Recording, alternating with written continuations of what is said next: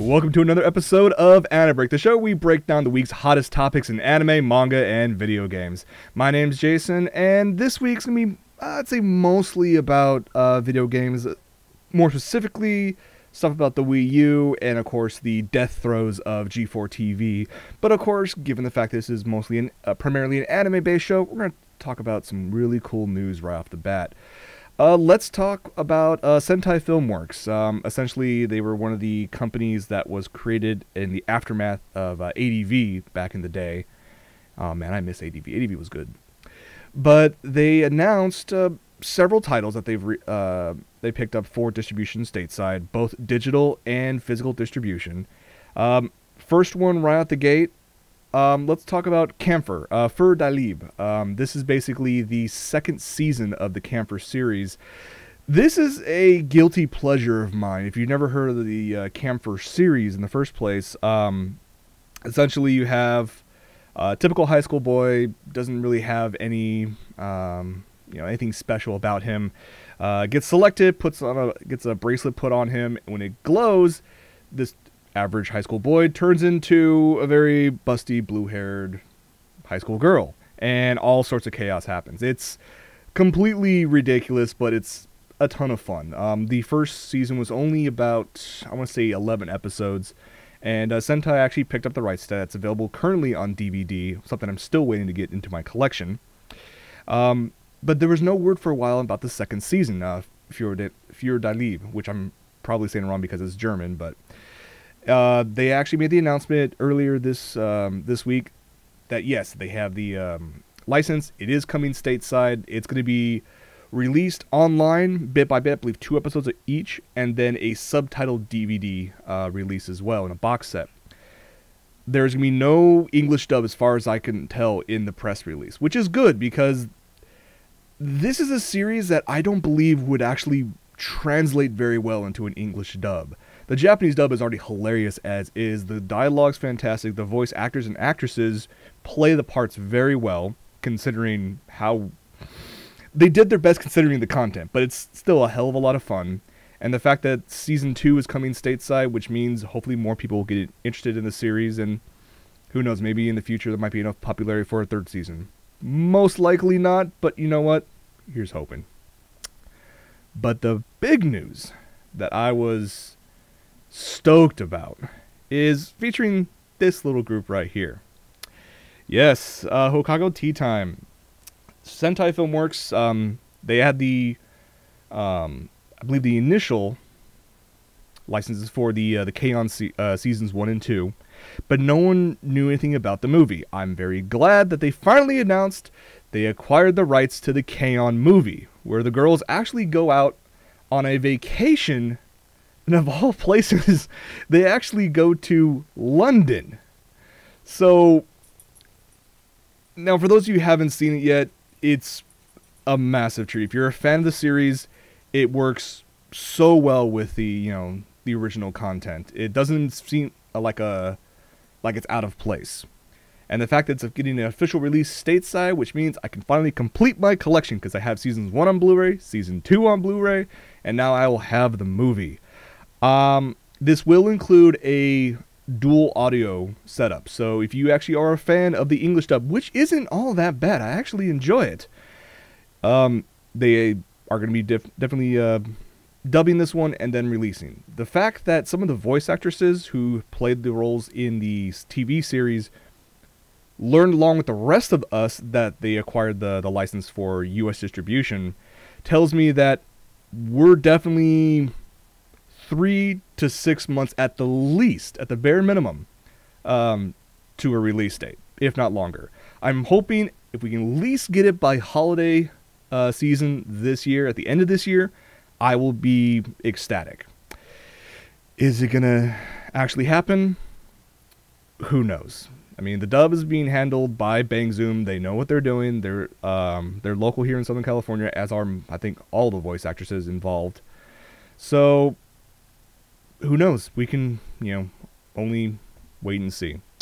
But yes, I'm looking forward to it. I hope you guys are as well. All right. I'm going to show you guys a trailer next. I know in the past couple weeks I've been talking about Makoto Shinkai. He actually has two projects for 2013.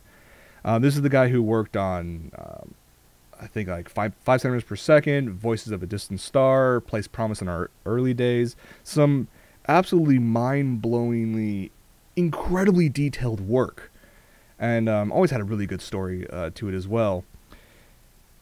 These two new pieces, actually. One's a movie that we've talked about, The Garden of Kotonoha, which is supposed to be like a variation on the Eastern, the Japanese style of love, not the Western style. Oh, I love you so much. So we'll see what happens with that. That's not going to be released until sometime, they say the first half of 2013, so I'm guessing like April, May. But the other thing he announced was actually a short, like a 10 or 15 minute piece that's going to be shown at the Nomura Real Estate Group, or by the Nomura Real Estate Group, as part of the Tokyo International Forum in February. So the fact that this acclaimed director is going to work on this small piece, got massive attention. And so, of course, being that it may, there's going to be a trailer. And they finally released it, and we're going to check that out right now.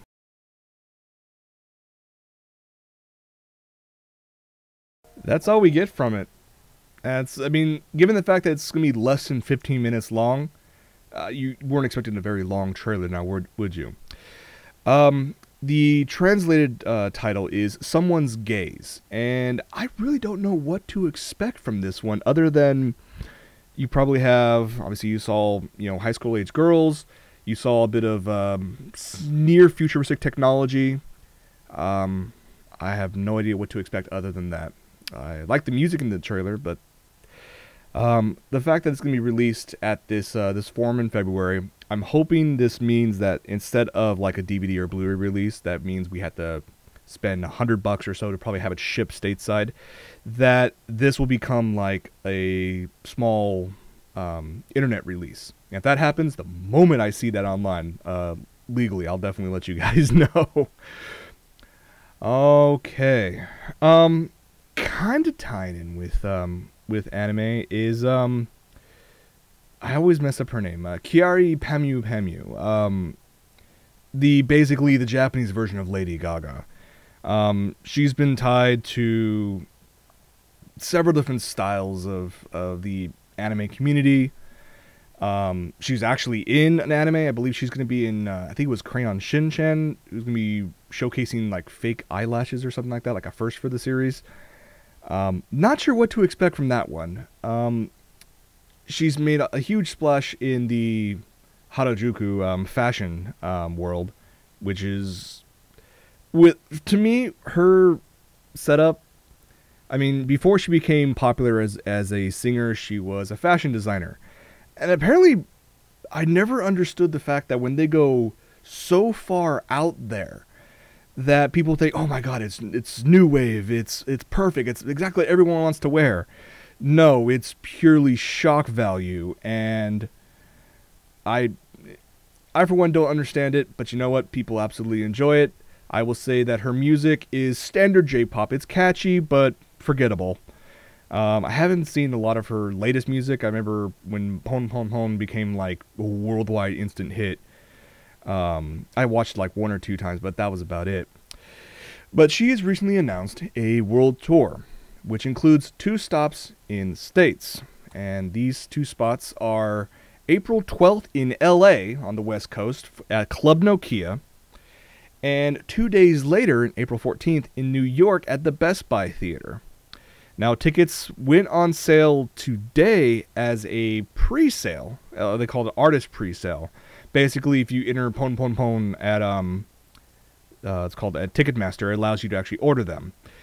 Tickets prices, at least for Club Nokia, I took a look at it.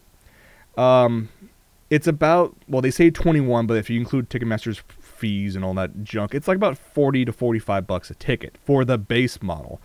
Other tickets were starting for like closer up, like general admission, they were like 70, 80 bucks and higher, I'm sure.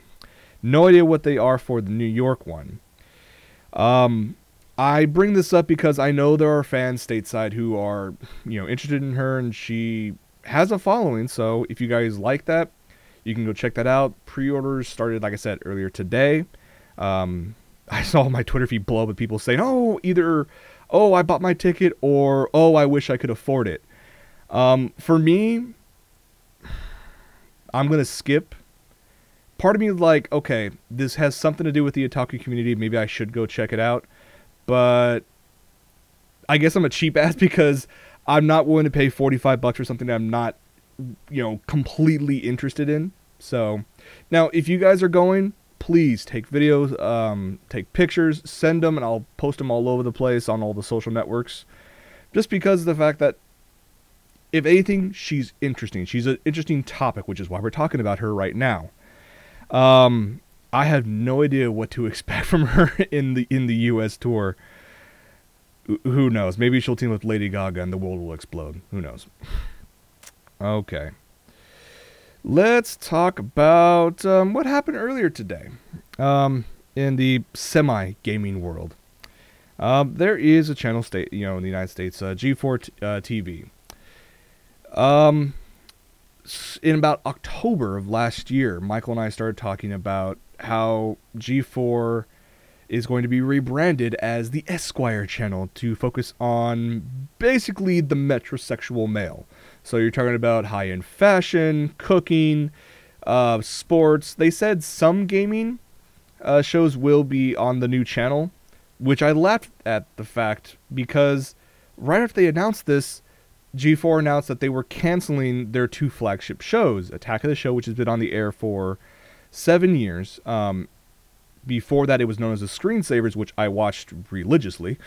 And the other one is XPlay. It used to start off as extended play back in the Tech TV or the ZDNet, ZDTV days. That was 10 years ago.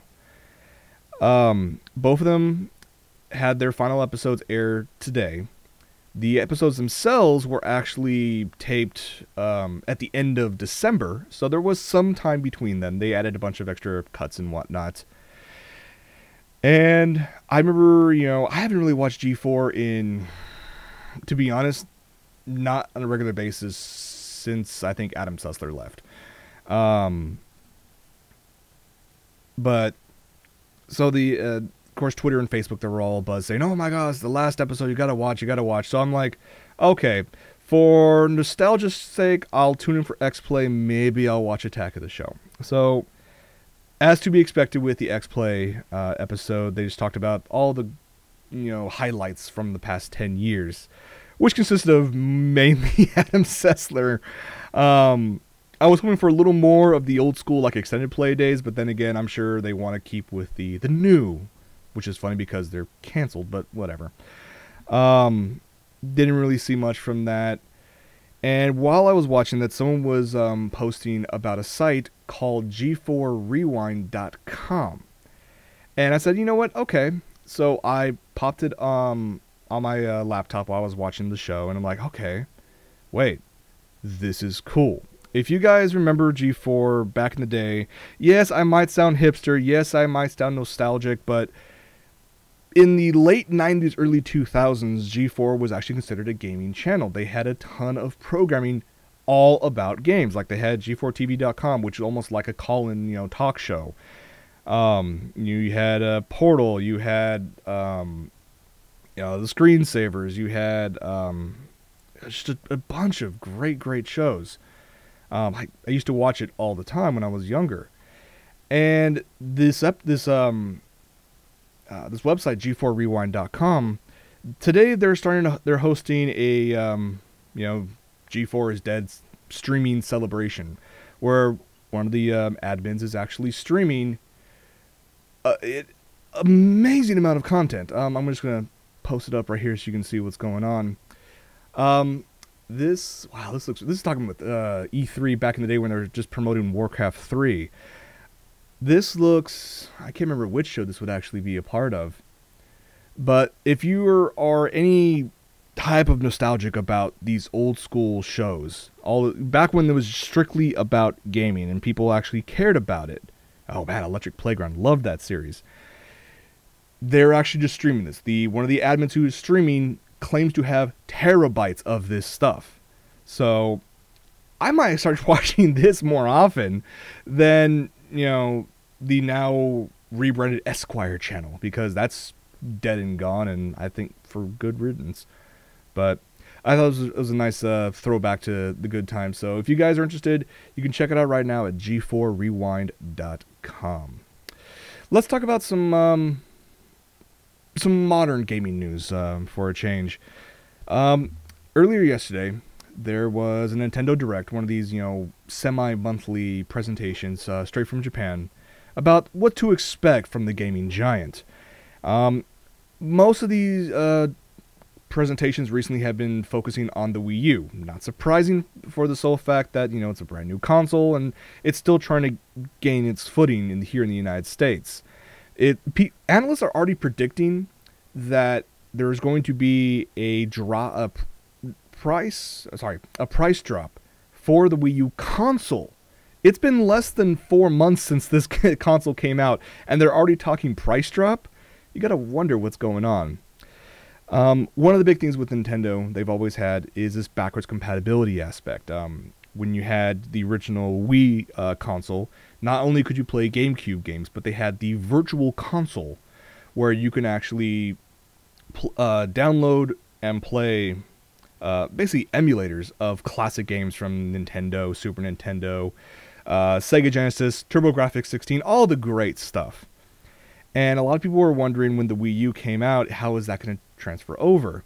Well, as it is right now, you have to go into the Wii emulator in the console and then go into your Virtual Console. So it's kind of like a two-step process. They announced the Virtual Console is coming to the Wii U. And for those of you who actually have a decent amount of games for the Virtual Console, they have a sort of a transfer system. Now, I don't understand this one bit. You have paid, $3 to $10 for the right to play some of these games on the old console. So you think, okay, they're just going to transfer it over. They're going to take your old account and just move it over. Nope. They are going to start a transfer price. So if you paid a game like $6 or less, you have to pay $1 to transfer it over. Even though you've already paid that $6, you have to pay another $1 to transfer it over. Okay. If you pay more than that, you're paying $1.50. So right now it's sticking with a selection of Nintendo and Super Nintendo games. It's going to expand with Game Boy Advance games. No word yet on any of the other emulated console titles. I'm guessing that'll come sometime either late 2013 or early 2014. But the fact that you paid already for all these games and then you have to pay again. I mean, albeit a heavily discounted price, but you have to pay a second time regardless to actually have them on the Wii U Virtual Console. It doesn't make much sense to me other than just a money grab. And since Nintendo, I would say the return on investment on the consoles themselves is actually, I think, the highest in the industry compared to Sony or Microsoft. It makes me wonder why they need to take this extra step.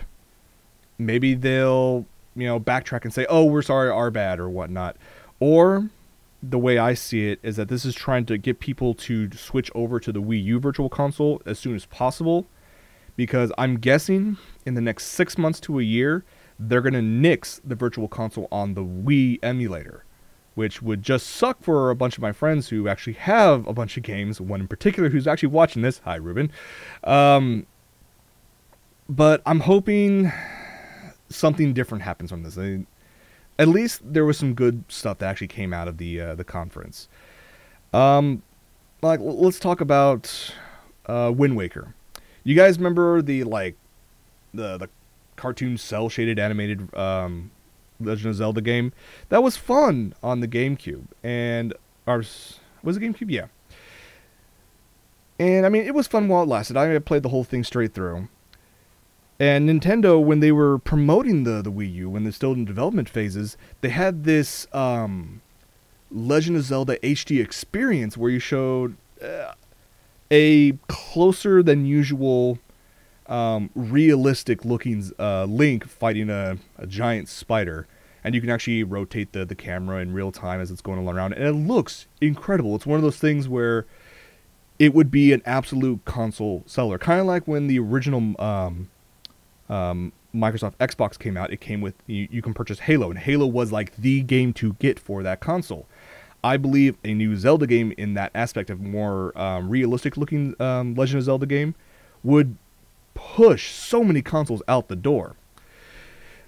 And so Nintendo comes out and says, you know what? We are working on the next Zelda. However, in the meantime, we wanted to give you guys something. And they started showing images of this.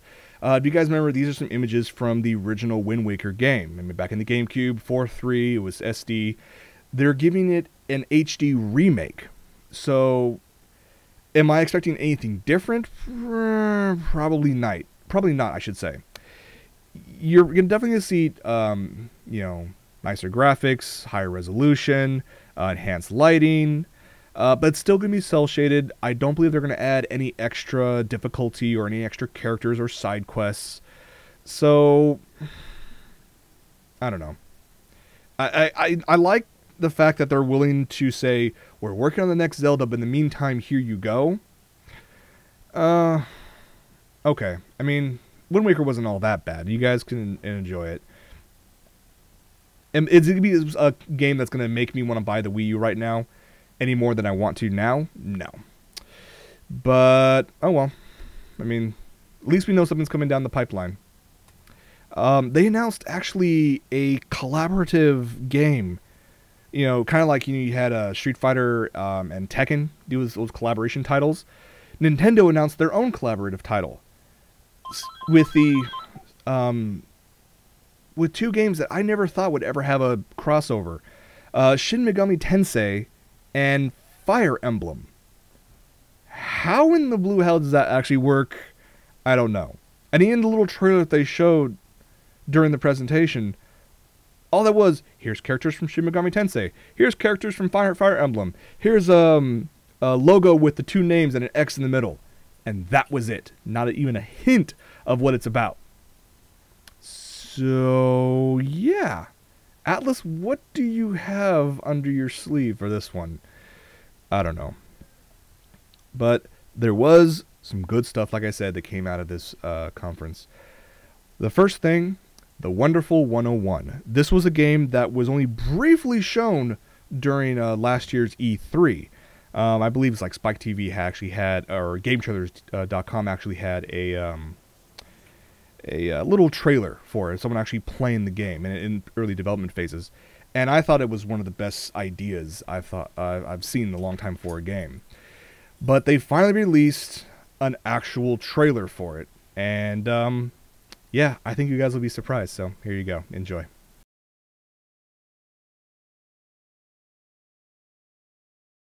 When you look at that, you're probably thinking, okay, the graphics are subpar, there's nothing really fanciful, so why are you so excited over it? Well, one, first off, when you look at it, it kind of looks like a Pikmin clone, where you have one person, you control all the different creatures to handle certain tasks, whether picking up a rock or dealing with a foe or something like that. Well, this one, like I said, it's kind of like that, but you actually can collect up to 100 superheroes, and you can control them all in a group and handle certain tasks, or you can send individuals out to handle certain things. So there's a bit of a really cool strategy involved with this game. You have to think through a lot of these puzzles from what I've seen so far, and I just like the superhero aspect. I think this would be an absolutely fun game.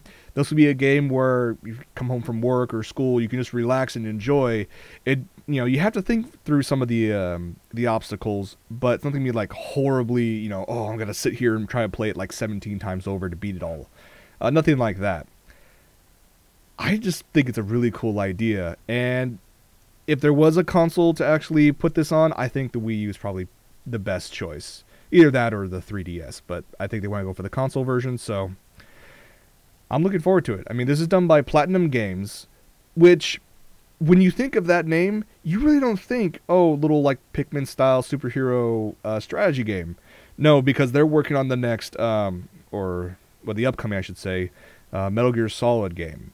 So this is definitely a departure from what they're usually known for, but I think a well-meaning one, so I'm actually looking forward to it. So, more information about that, I'm sure you can find online. It's supposed to come out for the Wii U in the first half of this year, given the fact that their time frame is a little weird.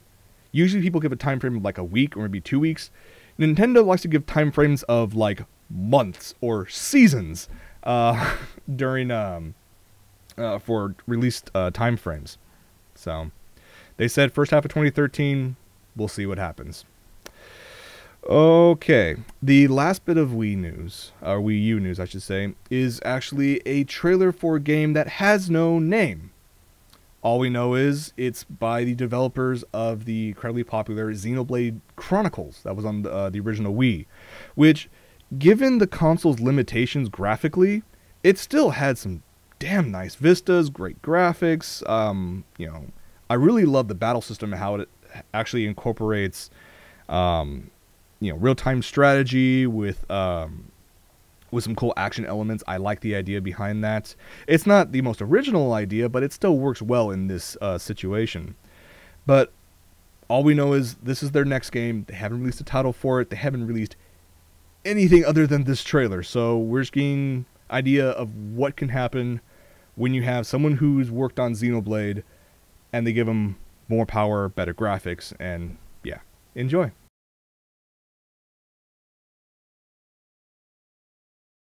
So we know there's X in there somewhere. Who knows? Monolith Soft has always created great work when it comes to their games, and I think they're truly utilizing the first steps of what the Wii U can actually take. So it looks gorgeous. It looks fun. But then again, all we had was just a, I guess, alpha trailer, I guess you want to call it that. I still have to get a Wii U in order to play it, but I think it actually would be fun for those who actually already own one. And given the fact we don't have any idea as far as a release date for it, who knows? Maybe by the time this comes out, I'll actually have the ability to purchase one. So it kind of looks like Monster Hunter Sega Fan. Yeah, it does. Like maybe generation like 2 or 2.5 or something like that. So all I'm saying is it looks nice. I'm looking to see how it would incorporate the Wii U giant gamepad, which is very comfortable in your hands, by the way.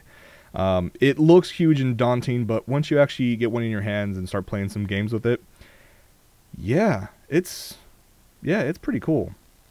But enough about Wii U news. I want to talk about Square Enix. Good old Squeenix. And the thing they've been touting about for the longest time has been Final Fantasy 3. Or 13.3, or Final Fantasy Lightning Returns, which I still laugh at that name. It doesn't make any sense. Just call it what it is. Final Fantasy 13.3, finish the trilogy, and move on. They already released a couple screenshots of in-game footage. They released a small trailer, and then they started releasing some tidbits of more information, like new outfits and new characters, even though they call Lightning Final Fantasy's first female protagonist. And I'm thinking, how did you come to that? I can think of a number of main female characters in a slew of Final Fantasy games, and yet you're calling this the first protagonist. I don't know. But the game, like we said before, represents Lightning's final story, which I thought was done in the DLC of 13.2, but never mind that. The game surrounds a 13-day countdown to the end of the world, and she has that much time to save the world and all its people. Not really a unique storyline there, but we'll see what Squeenix can do with it. One of the bits of news that they announced that I was confused at was Lightning is the only character you're going to be able to play in this game, which is odd considering you always had groups that when you can go about and attack people and handle problems with. It was never a solo act, and the fact this is a solo act is a definite departure from the previous two games. Maybe that's what they were looking for, I don't know. But they also released some images of this new character, Lumina. These are some new pictures that actually were released, I think, just yesterday. no news about this character other than her name. We don't know what her backstory is. We don't know if she's good or bad, friend or foe. We have no idea how she works into Lightning's story, but she's in there quite a bit, apparently. That's all we know. But along with this information, they released an extended trailer, and we're going to end tonight's episode, well, a little bit with that.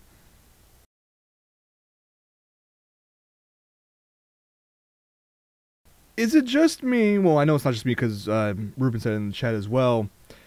Does this seem like Square Enix is trying to turn Final Fantasy 13 into Assassin's Creed? I mean, first off, her outfit looks like leather bondage. Looks nothing like anybody else who's wearing... Anybody else in this world is wearing 10 times the amount of clothing that she is. But then again, given the world of RPGs, less clothing equals better armor. I've never understood that. It's definitely pre-alpha footage of the fact of the slow frame rates, and kind of a lower resolution on the graphics. Is this going to stop me from buying it? No. I mean, I have one. I'm playing through a 2. I might as well finish the trilogy while I'm at it. It's going to come out this fall for PS3 and Xbox 360. I will probably pick it up for the PS3. I'm still curious about what's going on with that Lumina chick, because I don't know. She kind of looks almost like Lightning's sister, but like, no, I'm not going to get into the storyline of the Final Fantasy 13 universe. So, but yeah, so I mean that's Final Fantasy Lightning Returns, or just Final Fantasy 13-3 as I call it. But that's about it for this episode. Wasn't too much to talk about this week, but I'm glad we were able to, rant about what we have so far. I mean, for those of you who actually own a Wii U, you have some good and bad news. I'm still curious about Lightning Returns, and I'm really stoked about Kion, the movie coming stateside. That's gonna be absolutely fantastic for me. I'm gonna complete my collection, and I might watch some more Kion tonight just to celebrate that fact. Either that or watch some more G4Rewind.com and just revel in nostalgia. If you want, you can join me, and hopefully they'll start playing some episodes of Arena back in the day, when it was the only cable show that actually would focus on esports before esports really became a thing. But you know what? It was a hell of a lot of fun, and I know that something like that's not going to happen again stateside. It's nowhere near the level of fandom you can get, say, for like StarCraft 2, which has its own dedicated cable channel in South Korea, but that's a whole different story. So, all right, everybody. Well, thank you very much for joining me for this episode. I hope you enjoyed it. Stay tuned for show post show, and yeah, thank you very much. Thanks for watching, and we'll see you next week.